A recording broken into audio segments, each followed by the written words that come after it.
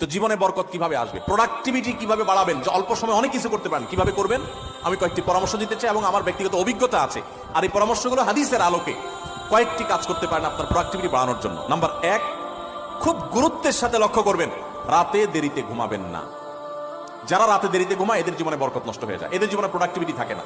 দেখুন, পৃথিবীতে যে সমস্ত দেশগুলো উন্নত হয়েছে, আপনি আমেরিকা বলেন, জাপান বলেন, কোরিয়া বলেন, আপনি ইউরোপ বলেন, পৃথিবীর যে সমস্ত অঞ্চলের যে সমস্ত দেশগুলো উন্নত হয়েছে, তাদের দেখবেন সবার একটা কমন লাইফস্টাইল হলো তারা রাতে তাড়াতাড়ি ঘুমায় পড়ে।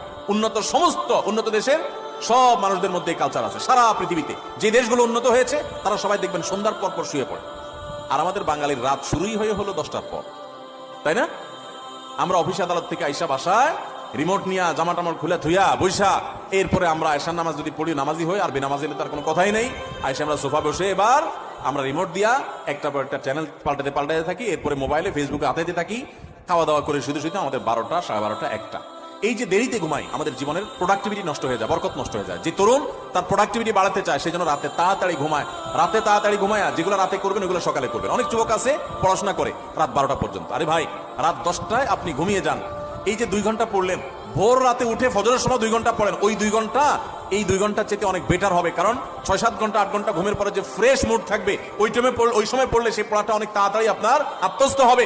আপনি সারা দিনের হ্যাসেলের পর রাত্রে পড়তে যান, আপনার মাথায় পড়াটা এত তাড়াতাড়ি রপ্ত হবে না, যত তাড়াতাড়ি রপ্ত হবে 6-7 ঘন্টা ঘুমানোর পর। আমি একটা কথা সবসময় বলি, এই যে হেফজুখানার ছাত্রদেরকে আমরা পুরস্কার দিলাম আজকে, সারা বাংলাদেশের সমস্ত হেফজুখানার ছাত্রগুলো এক একটা মিরাকল, এক একটা অলৌকিক। কারণ এই যে অলৌকিকত্ব, এক একটা অলৌকিক বিষয় এদের মধ্যে রয়েছে, সেটা হলো যে এরা সবাই ছোট ছোট বাচ্চা মানুষ 30 পারা কোরআন হেফজ করে ফেলে মাত্র 2 বছরে, 1 বছরে, 6 মাসে, বিভিন্ন সময়। কিভাবে সম্ভব? 30 পারা কোরআন, এত বড় কোরআন পুরাটার হেফজ করে ফেলে, মুখস্থ করে ফেলে, কিভাবে সম্ভব? যে কয়েকটা সিক্রেট আছে, এই সিক্রেটস গুলোর মধ্যে একটা সিক্রেট হলো, একটা রহস্য হলো যে হেফজুখানায় 100% ছেলেরা রাতে তাড়াতাড়ি ঘুমায়। তারা রাত 10টার ভিতরে 100 ভাগ হেফজখানার ছাত্র সারা বাংলাদেশে ঘুমায় পড়ে। কোথাও পাবেন না 10টা বড় ছেলেরা পড়ালেখা করে, সব 10টার মধ্যে ঘুমায় যায়। পুরা কোরআন হেফজ করে ফেলে অল্প সময়ের মধ্যে, আবার রাত জায়গা পড়ে না। কিভাবে সম্ভব? কারণ তারা ওই যে আবার ভোরে উঠে যায়, ভোরে উঠে পড়ে। ওই ভোরের সময়টা রাতের 4 ঘন্টা, আর তখন 1 ঘন্টার সময়। এই জন্য প্রোডাক্টিভিটি বাড়াতে চাইলে রাতে তাড়াতাড়ি ঘুমাইতে হবে। যেটা রাত জেগে করবেন, যে কাজটা সেটা ভোরে করবেন। 1 2 নম্বর হলো সকালে ঘুমাবেন না।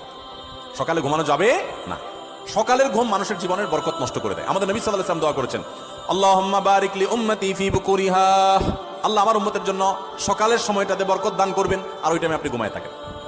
সকালে আপনি পড়ালেখা করেন, ছাত্র মানুষ, তাহলে পড়ালেখা বরকত হবে। আপনি কর্মজীবী কাজ করেন, আপনার কাজে বরকত হবে। আপনি কৃষক কৃষি কাজ করেন, আপনার জীবনে বরকত হবে। আমাদের সমাজে, আমাদের দেশে 9টা 10টা, সকাল 9টা 10টা 11টাকে দোকান খোলে না, কারণ পাবলিক ঘুমায় থাকে না একটা।